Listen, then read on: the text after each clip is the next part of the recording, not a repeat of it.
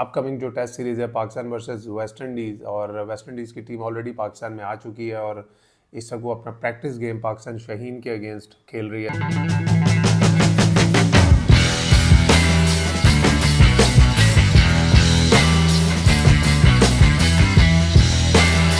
अस्सलाम वालेकुम जी, welcome to my YouTube channel. और आज हम बात कर लेते हैं अपकमिंग जो टेस्ट सीरीज़ है पाकिस्तान वर्सेस वेस्ट इंडीज़, और वेस्ट इंडीज़ की टीम ऑलरेडी पाकिस्तान में आ चुकी है और इस वक्त वो अपना प्रैक्टिस गेम पाकिस्तान शाहीन के अगेंस्ट खेल रही है इस्लामाबाद में। और पहला टेस्ट ऑब्वियसली 17 जनवरी से मुल्तान में स्टार्ट होगा।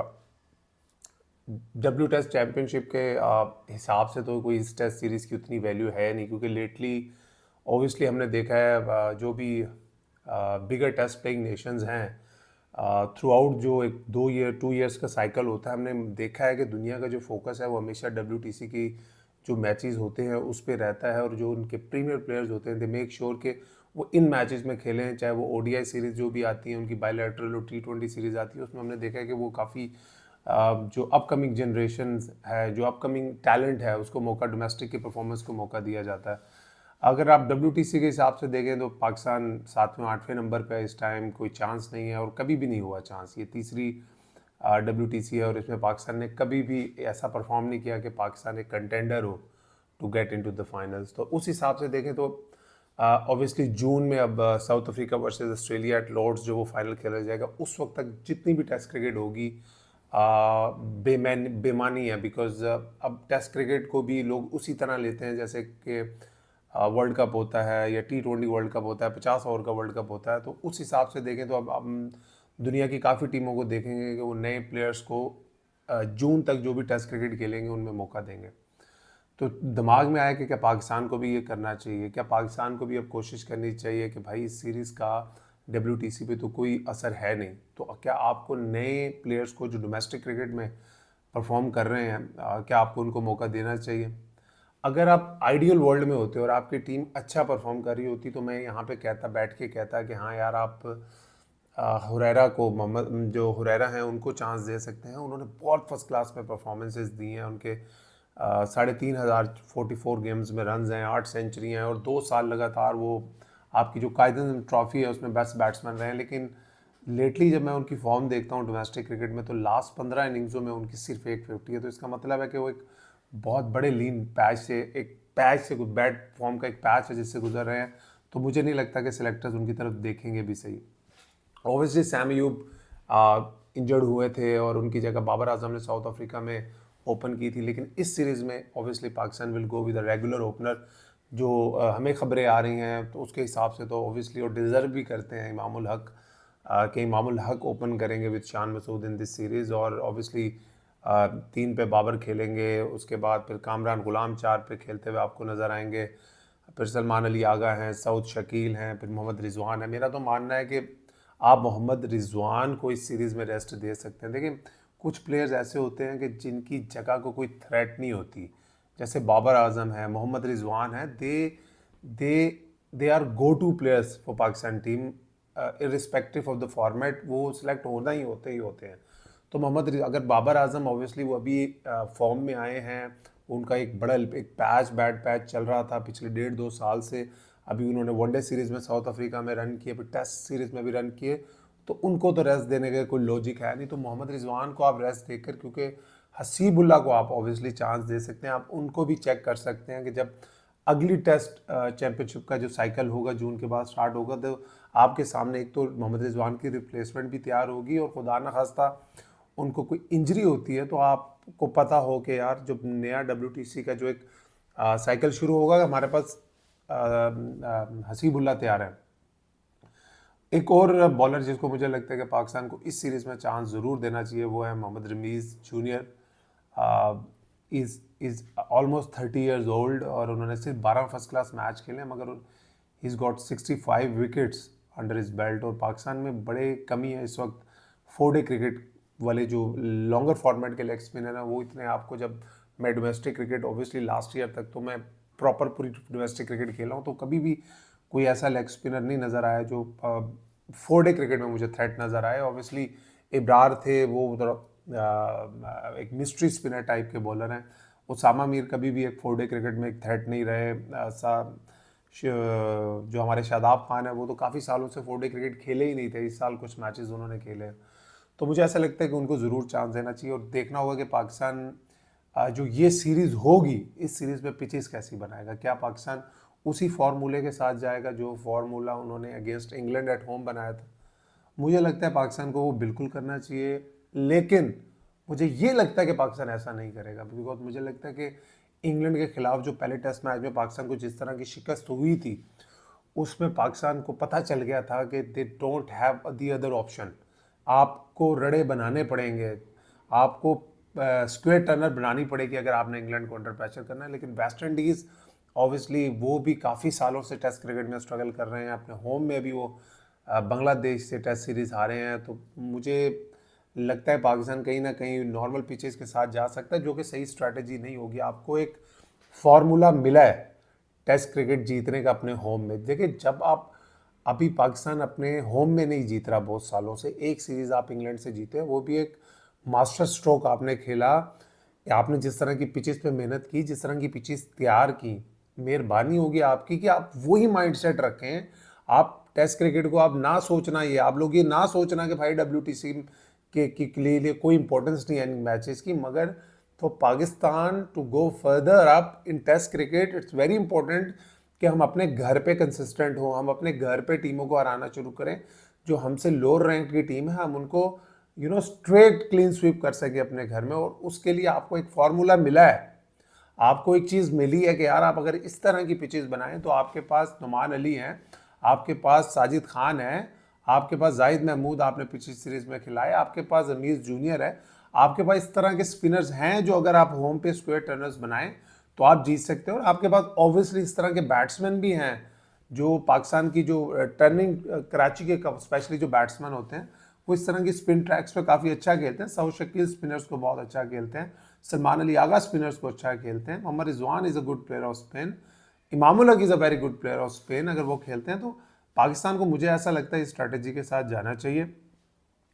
और एक और चीज़ का मुझे डर है, आप साउथ अफ्रीका में क्लीन स्वीप होके आए हैं, ऑब्वियसली मुझे लगता है कि Shan Masood will fight for it, because उनके लिए भी उनकी कैप्टनसी भी स्टेक पर है।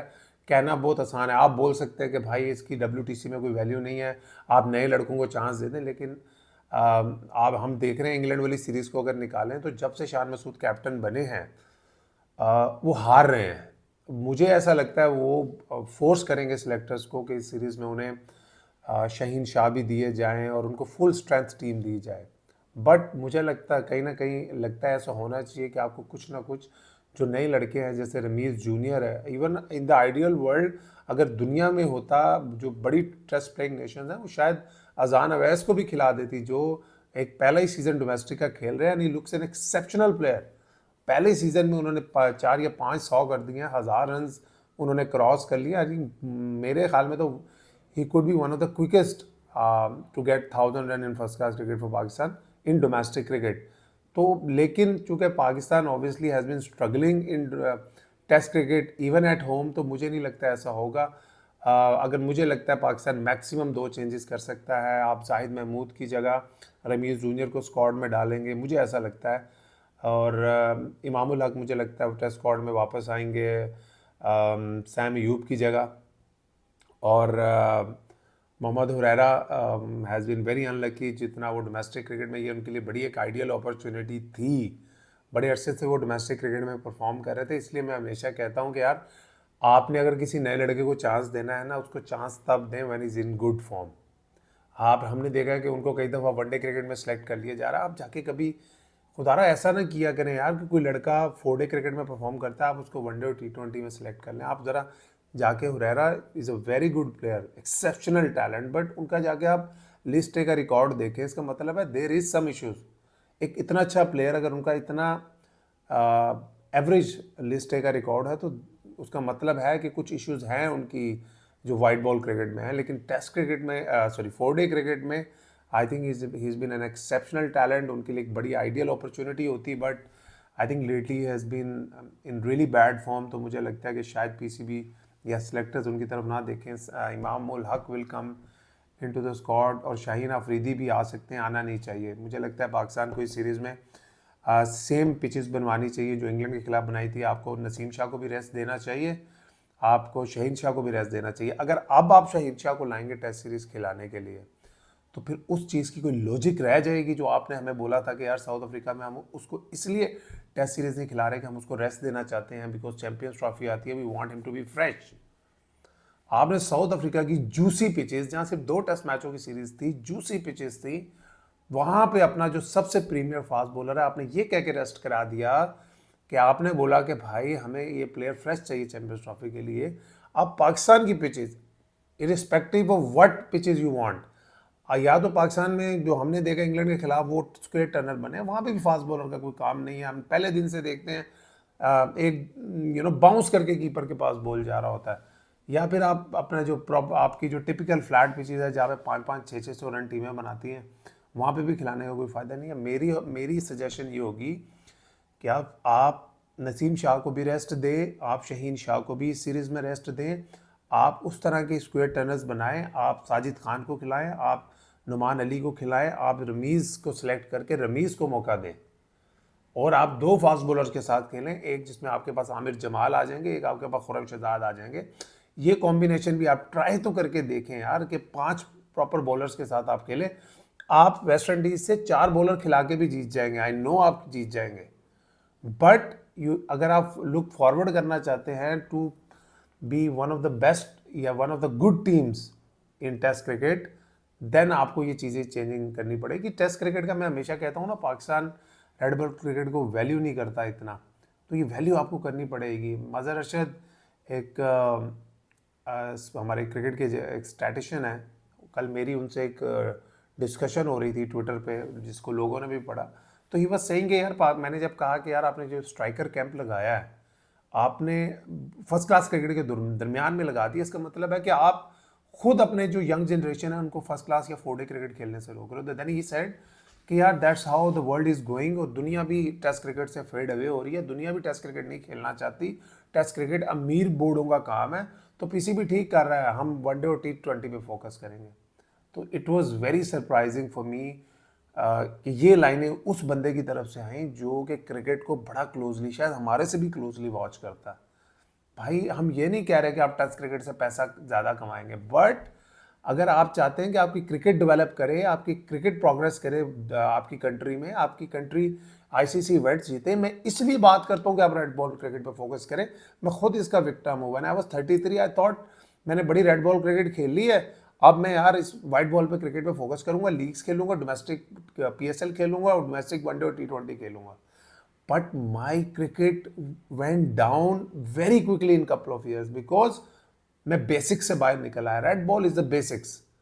आप रेड बॉल पे जब बैटिंग करते हो आपकी वाइट बॉल की बैटिंग आसान होती है। रेड बॉल में आप जब किसी रिस्ट स्पिनर को या किसी स्पिनर को आप 5-6 4 के मैचेस खिलाते हो, जब वो वाइट बॉल में आता है आप मोस्टली देखोगे वो डोमिनेट करता है। उसामा मीर की मिसाल आपके सामने है, वो बड़े इनकंसिस्टेंट थे। Then he played a full first class season, then he came back in the PSL and he became the best bowler of the PSL। बस एक शादाब खान की एक मिसाल ऐसी है कि ये played a whole first class season, but उनकी वो इम्प्रूवमेंट नज़र नहीं आई बॉलिंग में। वरना आप जनरली देखें कि जो रेड बॉल क्रिकेट का पूरा सीजन स्पिनर या बैट्समैन खेल के आते हैं, अब तो रेड बॉल क्रिकेट सर वो वाली कन्वेंशनल क्रिकेट तो नहीं रहेगी। अब तो रेड बॉल क्रिकेट में भी आप देखते हैं बैट्समैन बहुत अटैकिंग खेलते हैं, तो वाइट बॉल क्रिकेट आसान हो जाती है। इसलिए हम कहता है कि जब PCB क्रिकेट बोर्ड, हमारी टीम मैनेजमेंट हमारी टेस्ट क्रिकेट पे फोकस करेगी, प्रायोरिटाइज करेगी उसे, आपके लिए जो ये जो वाइट बॉल क्रिकेट है ना, ये आसान हो जाएगी। अपना ख्याल रखिए, इंशाल्लाह सी यू ऑल्सो।